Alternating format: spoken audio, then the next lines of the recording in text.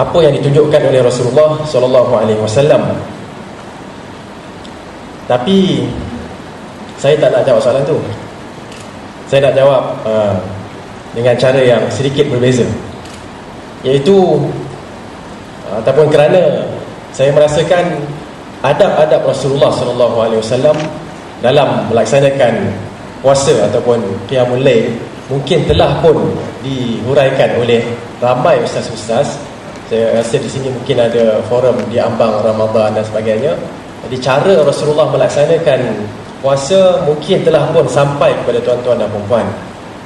Cuma saya ingin melihat dari satu sudut yang lebih tersembunyi agaknya, apa yang disebutkan sebagai maqasid, maksud sebenar daripada puasa.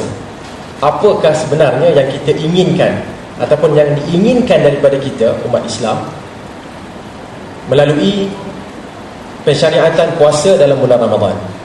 Jawapannya mudah sahaja. Jawapannya telah pun dibacakan oleh Al-Fadhil Ustaz Hussein tadi, la'allakum tattaqun, agar kamu semua bertakwa. Daripada iman berpindah menjadi takwa. Cuma itulah yang nak saya perjelaskan lagi ataupun perkembangkan lagi berkenaan dengan takwa. Kerana sekiranya kita berpuasa sebagaimana dahulu, mungkin saya melihat pada anak-anak saya dapat melihat semula zaman saya kecil dulu kan. Anak-anak saya sekarang ni bila nak makan, dia makan banyak. Begitu jugalah saya dulu. Dan saya rasa tuan-tuan dan puan-puan sama je kan. Kita makan dulu memang kuantiti, kita nak banyak supaya nak sampai ke daripada pagi, nak sampai ke maghrib, bukan masa yang singkat. Tapi sekarang ni mungkin kita dah minda kita dah dianjak dengan pengalaman yang ada. Kita dapat mengubah persepsi kita sendiri. Satu masa dahulu saya apabila mendengar adanya orang Arab yang bersahur dengan kurma dan berbuka pun dengan kurma, saya dengar tu perut saya rasa lain macam je kan. Pasal kita mestilah dengan nasi, okay? Dimulakan dengan nasi dan diakhiri juga dengan nasi kan. Itu adalah orang Malaysia. Tapi alhamdulillah bila kita perhatikan, Rasulullah SAW pun mengatakan ni'ma sahurul mu'min at-tamar.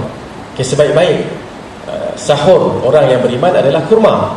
Ya, dan bila kita cuba, saya rasa tuan-tuan dan puan-puan mungkin dah cuba. Siapa yang tak cuba, cubalah pagi esok yang makan kurma saja. Okay?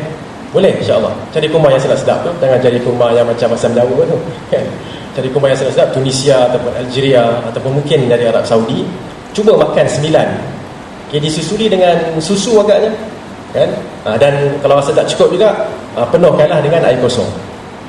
Okey, cuba yang tu. Saya rasa itu lebih sesuai dengan perut kita daripada kalau kita makan apa kat sini ada apa dah, ikan keli tak tahu kan. Saya biasa pergi kat ikan keli sini. Kalau kita makan makanan-makanan yang agak pedas, akan menyebabkan kita sampai tengah hari dah tidak progresif lagi dah. Berbanding dengan kurma yang mengandungi apa disebutkan oleh sebahagian doktor, glukos yang banyak, okay, air susu yang memang banyak disebut oleh Nabi SAW, air kosong sendiri. Jadi apa yang berlaku pada anak-anak kita tak nak benda itu berlaku juga kepada kita sampai sekarang. Okay? Dan caranya ialah dengan melihat kepada maksud takwa. Apakah maksud sebenar takwa yang dinyatakan oleh Allah Subhanahu Wa Taala? La'allakum tattaqun. Semoga kamu semua bertakwa. Siapa yang puasa sebenar-benarnya dia akan menjadi insan yang bertakwa. Kalau kita berpuasa di akhir Ramadan ataupun di pertengahan Ramadan, kita merasakan takwa itu masih tak kunjung tiba, ertinya kita tak puasa. Walaupun kita bersahur, walaupun kita berbuka puasa, tetapi sebenarnya kita tidak berpuasa dengan erti kata yang sebenarnya. Okey? Jadi saya nak lihat, nak bawa tuan-tuan dan puan-puan kepada maksud sebenar takwa. Okey? Bolehlah dibagikan kepada dua. Takwa ni boleh dibagi kepada dua. Satu dari sudut amalan, yang kedua dari sudut perasaan. Okay? Dari sudut amalan ialah melakukan apa yang Allah Subhanahu Wa Taala arahkan kita dan meninggalkan apa yang Allah Subhanahu Wa Taala larang kita daripada melakukannya. Itulah ketakwaan. Dari sudut perasaan pula ataupun sikap, takwa ialah sikap berjaga-jaga, berhati-hati. bila nak membuat sesuatu, ibarat apa yang disebutkan oleh Umar bin Al-Khattab radhiyallahu anhu wa ardah. Apabila beliau bertanya kepada Abu Musa Al-Asy'ari, Umar tanya kepada Abu Musa Al-Asy'ari ataupun kepada Ubay bin Ka'ab. Umar tanya, apakah taqwa? Jadi Ubay jawab balik semula dengan soalan juga, wahai Amirul Mukminin, pernahkah Tuan melalui jalan yang penuh dengan duri? Umar mengatakan, ya pernah. Apakah yang Tuan akan buat? Apakah yang Amirul Mukminin akan buat? Jadi Umar mengatakan, saya akan berjaga-jaga, angkat sikit kain ataupun seluar, dan berjaga-jaga meletakkan langkah demi langkah. Maka jawab Ubay, itulah dia taqwa, tilkat taqwa. Jadi ada dua. Satu, mengamalkan. Yang kedua ialah kerohanian. Perasaan kita apabila mengamalkan sesuatu amalan. Di sinilah datangnya hadis Nabi SAW, man shama Ramadan imanan wa ihtisaba. Siapa yang puasa Ramadan dengan penuh keimanan dan pengharapan. Kita kena boleh bezakan. Yang boleh bezakan dengan anak-anak kita, anak saya lah khususnya, kan, daripada masuk Ramadan lagi, anak saya yang kedua telah mengatakan tak sabar nak raya. Dia tak sabar nak raya. Jadi kalau kita pun macam tu juga, artinya kita telah mengembalikan diri kita ke alam si anak kecil. Jadi itu satu benda yang tidak sepatutnya berlaku. Tajuk kita pun Ramadan progresif. Sepatutnya kita lebih maju. Dari satu tahun ke satu tahun, datangnya Ramadan disusuli dengan Ramadan, sepatutnya kita lebih maju daripada tahun yang lepas. Itu bahagian pertama berkenaan dengan definisi takwa. Jangan apa yang kita buat itu kering. Dan biasanya akan kering sekiranya kita tidak menghayati. Dan antara caranya ialah dua, seperti yang disebutkan oleh Nabi SAW, imanan wa ihtisaba. Percaya betul-betul itu adalah daripada Allah Subhanahu wa taala. Yang kedua, mengharapkan sesuatu daripada Allah Subhanahu wa taala. Dengan adanya dua perkara ini, kita akan dapat melaksanakan puasa dengan kadar yang ataupun dengan tahap yang maksimum ataupun tahap yang progresif, iaitu kita tidak akan merasakan letih. Letih itu datang, tapi bila kita datang saja letih, kita fikirkan, letih ini makin letih saya makin banyak pahala. Jadi kita nak kurangkan ataupun kita nak tambah, pastilah kita nak tambah. Kemudian melihat kepada taqwa itu sendiri, Nabi SAW telah sebutkan dalam satu hadis yang agak panjang, yang mana permulaannya ialah idza kana awwalu lailatin min syahri ramadan suffinatish syayatin. Hadis yang cukup masyhur. Setiap kali datang bulan Ramadan akan dibacakan hadis ini. Apabila masuknya malam pertama bulan Ramadan, syaitan-syaitan akan dibelenggu, akan diikat. Stop, berhenti situ dulu. Bila syaitan diikat, yang tinggal siapa? Yang tinggal adalah an-nafs ataupun diri kita, an-nafsul ammaratu bis-su. Wa ghulliqat abwabul nar, dan akan ditutup pintu-pintu neraka, dan dibuka pintu-pintu syurga, dan tidak akan ditutup mana-mana pintu syurga. Kemudian bahagian yang saya nak ialah wa yunadi munadin ya baghiyal khairi aqbil. Dan akan ada suara yang melaungkan, wahai orang yang inginkan kebaikan, datanglah. Wahai orang yang inginkan kebaikan, datanglah. Dan juga wa ya baghiyasy syarri aqsir. Wahai orang yang inginkan kekejian, keburukan, berhentilah. Ini akan, suara ni kita dengar tak? Ada tak siapa daripada tuan-tuan dan puan-puan dengar suara ni? Malam pertama. Bukan malam pertama kahwin. Jangan ingat itu. Malam pertama Ramadan baru ni. Ada dengar tak benda tu? Ada tak? Tak dengar? Sedangkan hadis mengatakan ada. Ya baghiyal khair aqbil wa ya baghiyasy syarr aqsir. Inilah maksudnya. Yang dinyatakan di sini bukannya kita dengar suara orang, tetapi benda itu sebutkan ke dalam hati kita. Sebab tu bila datang saja Ramadan, kalau kita ada iman walaupun sedikit dalam hati kita, kita akan ada perasaan untuk nak buat kebaikan. Akan ada perasaan untuk buat kebaikan. Ini adalah hasil daripada hadis ini. Daripada sini kita nak tengok bahawa takwa antara cara untuk menghasilkannya adalah dengan dua, iaitu iqbal alal khair, kita datang kepada kebaikan, pergi ke arah kebaikan, dan iqsar anis syarr, dan kita berhenti daripada keburukan. Itu konsep yang ada yang perlu ada untuk menghasilkan taqwa. Dan perhatikan tuan-tuan dan puan-puan, bermula daripada la ilaha illallah. Bila kita sebut asyhadu an la ilaha illallah wa asyhadu anna muhammadar rasulullah, dalam dua kalimah syahadah yang pertama dah ada konsep ini, konsep nafi dan itsbat, konsep penolakan dan penerimaan. Dalam setiap amalan kita kena buat konsep ini, termasuklah dalam menghasilkan taqwa dalam bulan Ramadan, kena menolak keburukan dan menerima kebaikan. Cuma masalahnya ialah kadang-kadang kita mungkin ada keinginan nak buat, tapi kita letakkan agaknya esoklah saya buat. Okey, ataupun kita ada mungkin keinginan nak buat sesuatu kebaikan yang disarankan oleh Nabi SAW, tapi kita mungkin buat dengan bersungguh-sungguh. Tiba-tiba bila dah selesai Ramadan kita berhenti.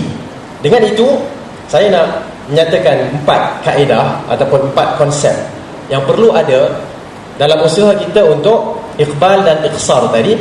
Okey, kita nak pergi kepada kebaikan dan berhenti daripada keburukan. Ada 4 konsep yang utama. Kalau boleh hafal, alhamdulillah. Kalau tak boleh hafal pun innalillah lah. Boleh hafal insya-Allah. Pertama ialah azam. Lawannya adalah tiada keinginan. Pertama ialah azam. Okey? Dan azam di sini seperti yang disebutkan oleh Allah Subhanahu wa taala, fa idza azamta fatawakkal 'ala Allah. Apabila kamu telah berazam, maka hendaklah kamu habis masa.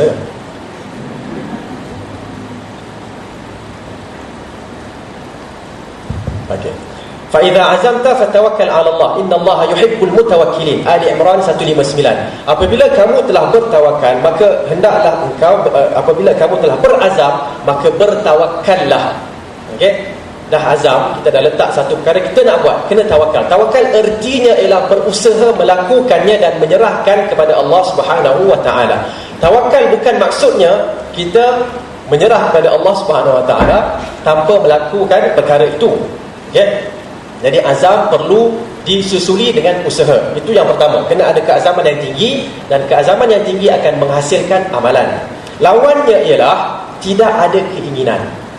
Seperti dalam satu ayat lain, dalam surah Taubah ayatnya ke-46. Surah ini berkenaan dengan peperangan, tapi boleh sahaja kita gunakan untuk puasa pun. Walau aradul khuruja la'addu lahu 'uddah. Sekiranya mereka ingin berperang, pasti mereka akan membuat persiapan untuknya. Di zaman Nabi SAW ada orang-orang munafik yang kata nak perang tapi tak bawa senjata, tak sediakan kenderaan dan sebagainya. Tiba-tiba mereka mengatakan kami nak perang tapi tak boleh. Di situ Allah Subhanahu Wa Taala menurunkan ayat ini. Kalau mereka benar-benar inginkan peperangan, ingin keluar untuk berperang, maka mereka akan membuat persiapan. Kalau kita benar-benar ingin melakukan kebaikan, kita akan membuat persiapan. Okay? Contohnya kalau kita memang nak berikan nafkah, kita akan bawa, kita akan bagikan siap-siap gaji kita yang diterima. 3 hari lepas kita dapat bonus kan?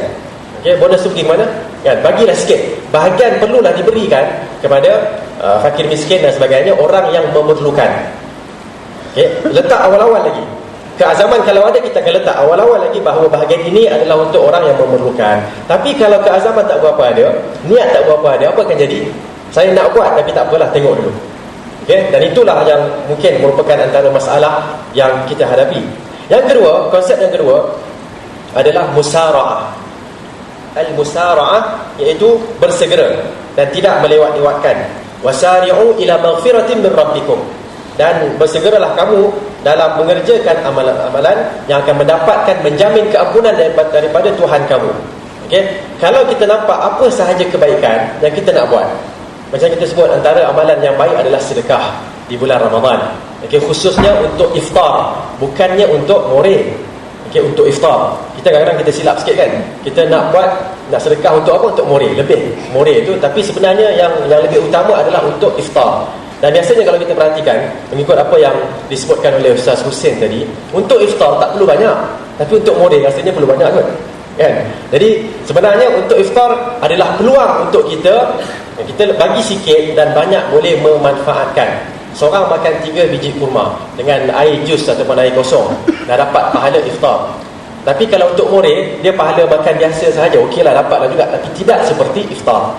Okey, so kita kena berikan perhatian juga manakah amalan yang lebih banyak pahalanya dan manakah amalan yang berpahala tetapi tidak seperti yang pertama. Musara'ah wasari'u ila maghfiratin min rabbikum.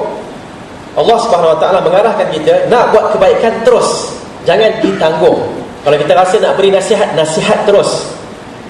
Okey, kalau kita rasa nak bagi makan terus. Kalau kita rasa nak apa sahajalah, nak membantu orang, bantu terus. Okey?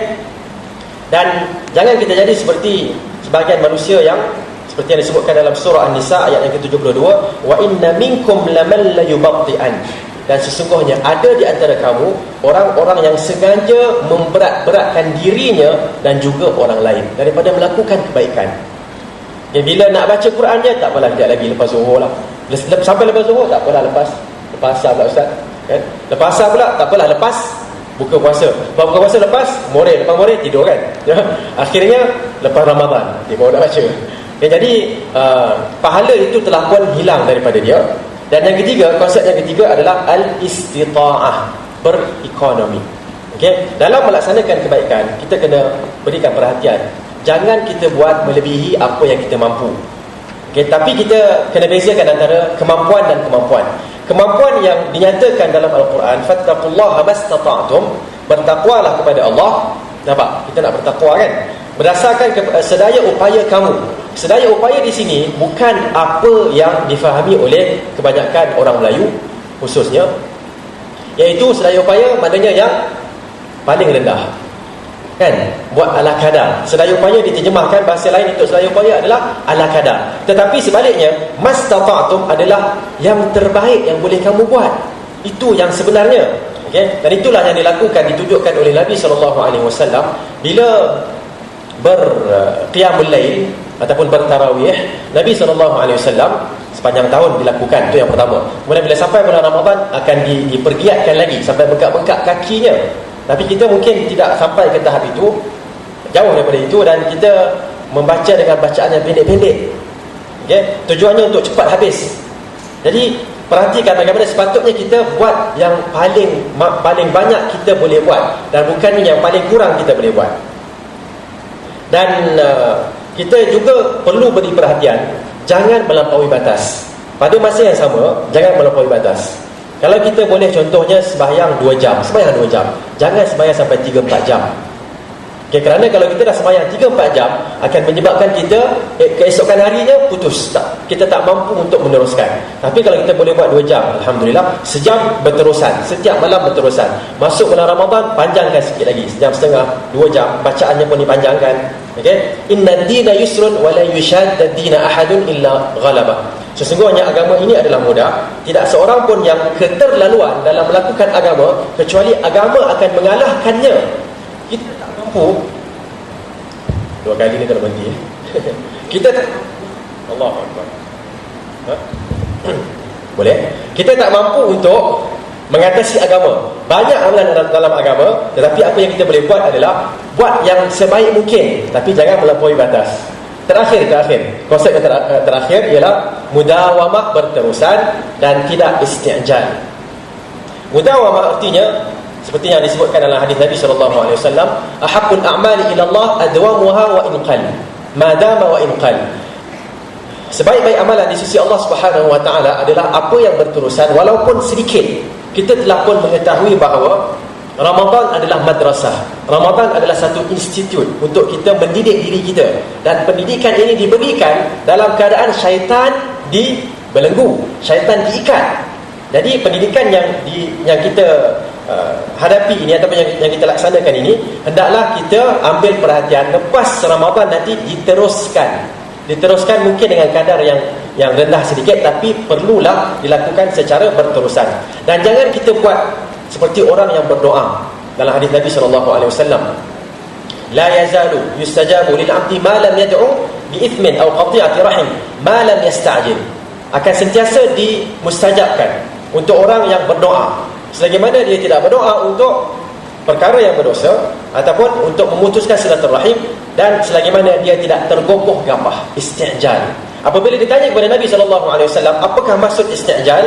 Kata Nabi SAW, saya dah doa, tetapi tidak ada tidak mustajab doa saya. Lalu di situ dia duka cita dan dia meninggalkan doa. Ini yang kita tak nak. Buat bukan main banyak amalan. Dalam bulan Ramadan kita maksimumkan. Tapi bila keluar saja Ramadan, malam pertama Syawal dah tidak ada qiyamul lail. Tarawih dah tak ada, maka tak perlu lagi lah kita nak solat. Okey? Bukan itu yang kita sepatut buat, tapi yang kita sepatut buat adalah sebulan saya telah buat, alangkah kita patut rasa macam tak tak sedap hati. Malam yang pertama kita tak buat Syawal, apatah lagi malam yang kedua. Yakinlah kalau malam pertama tak buat, malam kedua pun tak buat, ketiga pun tak buat, artinya sepanjang tahun takkan buat. Itulah lebih kurang. Okey? Tapi kalau malam pertama kita dapat meneruskan kedua dan ketiga, insya-Allah saya rasa tidak ada masalah. Jadi itulah sedikit sebanyak jawapan saya kepada soalan tadi, walaupun keluar tajuk sedikit. Kerana apa yang ingin saya perhatikan tuan-tuan dan puan-puan ialah hasil puasa adalah takwa. Dan takwa ini sebenarnya merupakan bekalan. Okay? Walibasut taqwa dzalika khair. Kita diarahkan untuk memakai pakaian, tetapi pakaian ketakwaan itulah yang lebih baik. Ketakwaan adalah satu bekalan untuk kita teruskan diri kita dalam perjuangan yang tidak berkesudahan, sehinggalah datangnya kematian kepada kita. Dan perjuangan 11 bulan lagi yang akan kita berdepan dengan siapa? Dengan syaitan. Bulan ini tak ada syaitan. Okay, syaitan tak ada. Yang ada adalah an-nafs al-ammarah bisu. Tapi masuk bulan Syawal dan seterusnya kita akan dapati syaitan kembali, dan di situlah kita akan dapati bagaimana adakah kita akan tewas ataupun kita akan dapat meneruskannya. Kalau kita telah dididik dengan sebenar-benarnya, insya-Allah kita akan dapat teruskan. Seperti yang disebutkan oleh Abdullah bin Mas'ud radhiyallahu anhu arda. Bila ditanya tentang Lailatul Qadar, malam yang keberapa? Okey. Abdullah bin Mas'ud dia tak jawab. Saya yakin dia tahu, tapi dia tak jawab. Kenapa dia tak jawab? Apa jawapan dia sebenarnya? Okay. Dia tak jawab malam yang keberapa kerana dia tak nak orang fokus amalan untuk hari itu sahaja. Malam ke-27 penuh masjid, 28, 29, 30 dah kurang balik. Okay. Jadi Abdullah bin Mas'ud radhiyallahu anhu mengatakan, siapa yang bangun malam sepanjang tahun, dia pasti akan dapat Lailatul Qadar. Tak perlu risau. Okey, jadi itulah saya rasa untuk pusingan yang pertama. Ada tak pusingan kedua tak tahulah kan. Masa dah habis ni. Jadi saya rasa itu sahaja yang mungkin kita boleh berikan perhatian, bagaimana kita harus mendapatkan takwa dalam bulan ini dan diteruskan pada bulan-bulan yang lain. Wallahu taala alam.